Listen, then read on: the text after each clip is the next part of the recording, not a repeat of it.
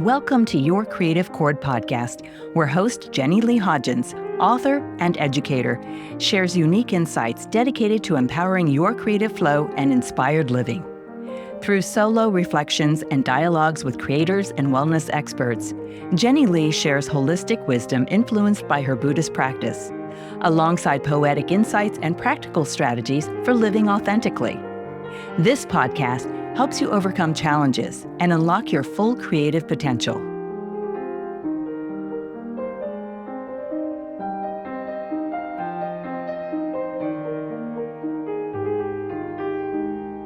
Welcome back to Your Creative Chord podcast. This is episode 91, Grief, Loss, and Creativity, Part 3, Guarded Heart and Creative Block. I'm your host, Jenny Leigh Hodgins, and today we'll close out our 3-part series on grief, loss, and creativity a little differently than planned. We had intended to end this series with a guest conversation, but that interview has been postponed due to illness. So today instead, let's continue from the place we've been building across the past 2 episodes, 89 and 90, where I shared creatively immersive work through poetry, songs, piano, and orchestral music as ways of processing grief, loss, and meaning making. And by the way, episodes 89 and 90 were also part of a quiet 2-year milestone for me, honoring the anniversary of the publication of both of my books, Start Piano, What You Need for Successful Learning, and Kaleidoscope of the Heart, a collection of poetry and lyrics. And if you're interested in learning more about my books, you'll find them at yourcreativechord.com/books, and the link is in the show notes. The last 2 immersive episodes were not only about sharing my own creative expression as a healing practice, but also about something equally important: the impact of engaging with creative work as a listener or observer. Sometimes when we're in grief, burnout, or facing a creative block, simply sinking ourselves into the work of another creative artist can be stabilizing, regulating, and quietly restorative in itself. Engaging with the creativity of others can be the key to release your feelings and can be a great comfort through loss, burnout, and block. And it may also take the pressure off the idea of producing and instead put you in touch with yourself more readily than just pushing through. So if you haven't had a chance to listen to the first 2 episodes of the Grief, Loss, and Creativity series, I do recommend going back to episodes 89 and 90 before or after today's episode, as they form an important experiential foundation for today's conversation. So today we shift into reflection, into what happens after long-term overextension and how grief, identity, and creativity intersect when life has required too much for too long. Because one of the things I don't think we talk about enough, especially in caregiving, burnout recovery, leadership roles, or high responsibility lives, is the hidden cost of adapting to survival responsibility for too long. And that cost is not just exhaustion, it's often identity compression. It's the gradual shrinking or postponing of parts of yourself while you focus on functioning, helping, producing, caregiving, leading, surviving, responding, or holding everything together. Some people reflect on their periods of overextension and they think, I didn't take care of myself. But honestly, I think for many people, especially long-term caregivers or chronic overfunctioners, people pleasers, enablers, that framing might be too simplistic or even unfair. I think a more fair assessment or thing to say to ourselves is, I adapted to ongoing responsibility. And adaptation is not failure. It is survival intelligence. I've learned from my life that the problem is that eventually the nervous system gets so accustomed to vigilance and responsibility that spaciousness starts to feel unfamiliar or even wrong. And then something really strange happens when life finally slows down a little bit, or when you finally get a chance, or you take the time to settle into silence or stillness. You'd think you'd feel relief first, but often grief arrives first.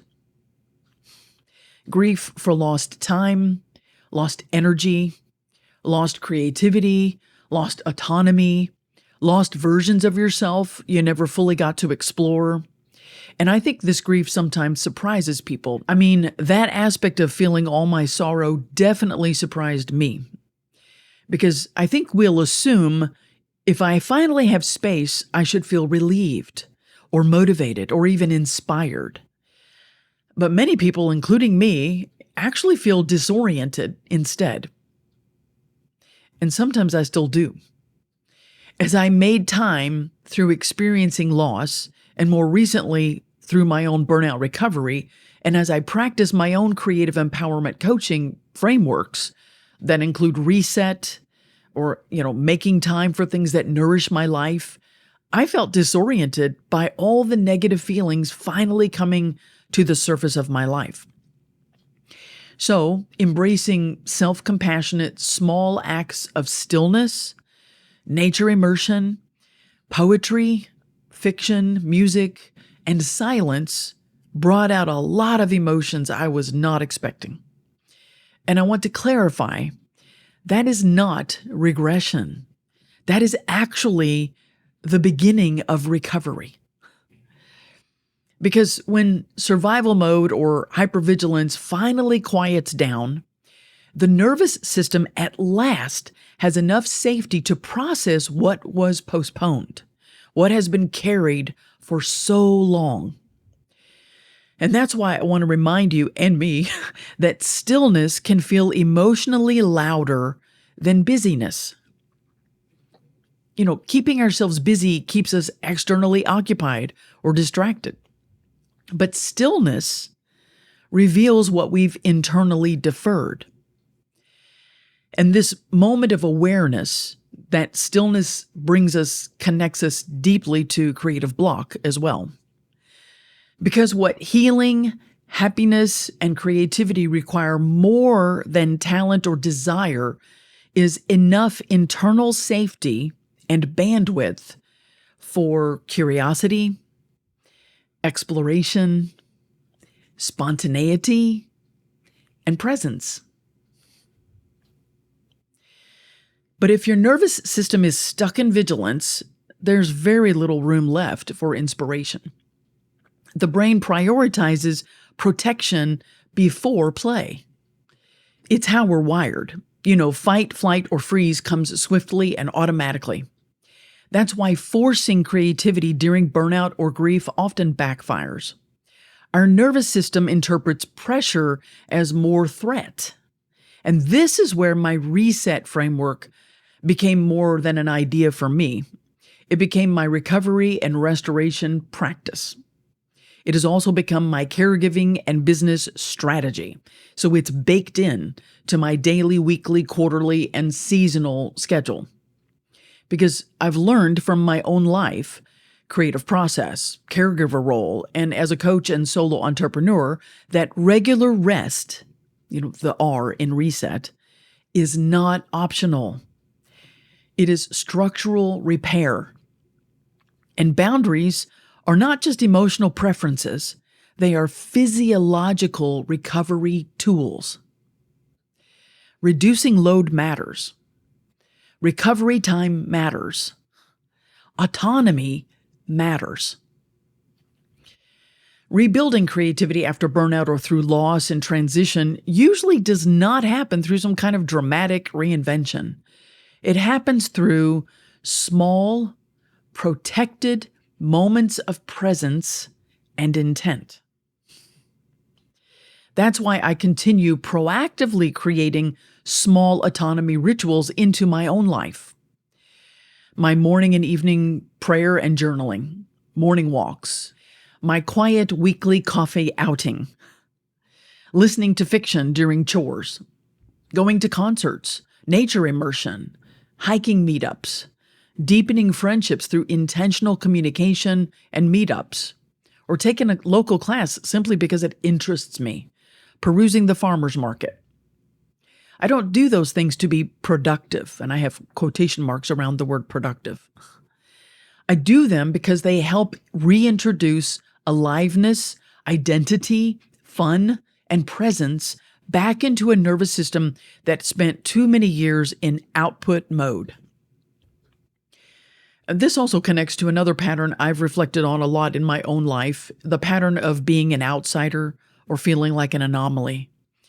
There were many seasons where I felt different, uncertain, or like I didn't rightfully belong. Like as an older student, when I put myself through college after I left my Kentucky home state for Florida in my 20s, as the only female composer in male-dominated environments. As a musician, writer, Buddhist, and unmarried woman in a long line of Southern Christian married women whose main focus is on being a wife and mother. Or when I lived in Japan for 5 years while recording my original musical theater CD, Butterfly Believe, and performing it with a multicultural band of musicians as the only non-Japanese in the neighborhood and school settings. And as someone repeatedly stepping into leadership roles in college and within arts and community scenarios for decades because competence naturally attracted more responsibility. And what I slowly realized is this: burnout is often caused by living too long without enough agency, without enough room for your own rhythms, needs, creativity, choices, identity, or humanity. Environments matter deeply, and some environments expand confidence, but others compress it. Some environments support authentic expression. Others reward overfunctioning and self-erasure. And that's important because people often assume confidence is just purely internal, but leadership confidence, creative confidence, and emotional resilience may be heavily shaped by environment and autonomy. In other words, we really must proactively nurture ourselves. So let's stop now to reflect. Where are you overworking simply because you can?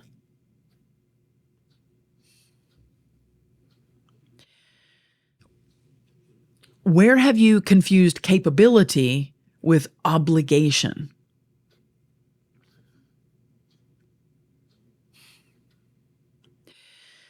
Where do you still feel pressure to prove your worth, belonging, or value through output?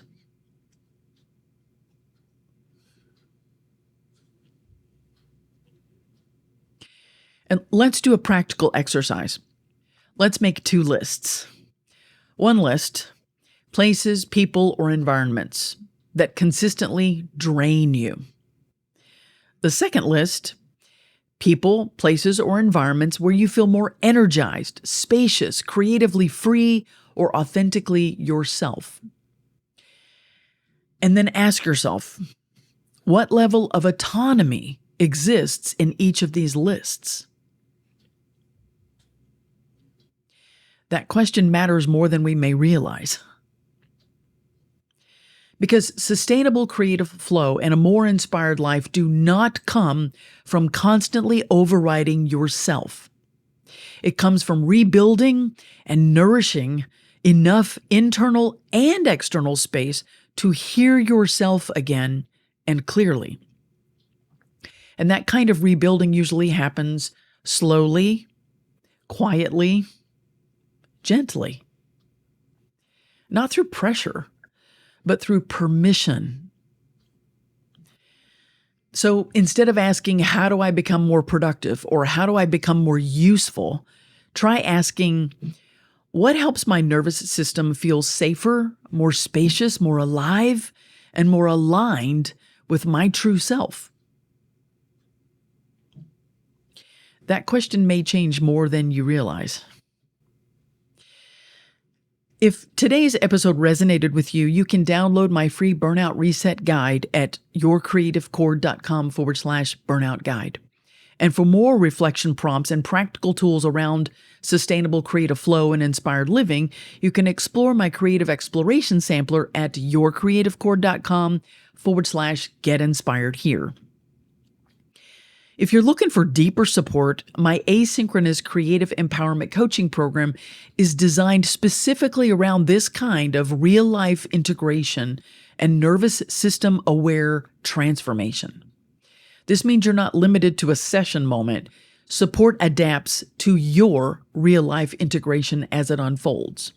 And you can apply to work with me at yourcreativechord.com/work-with-me. And until then, let's practice protecting our energy where we can. Sustainable creative flow and an inspired way of life are not built through constant pressure. They're built through cycles of restoration, presence, and enoughness. Thank you for listening to Your Creative Chord podcast. If you found inspiration in today's episode, please leave a review and subscribe to the show. Your support helps spread the message of creativity and inspired living. Stay connected with Jenny Leigh and a vibrant community of creatives and curious minds. Visit yourcreativechord.com for more resources. Remember, daily life is where your creative flow begins. Embrace the journey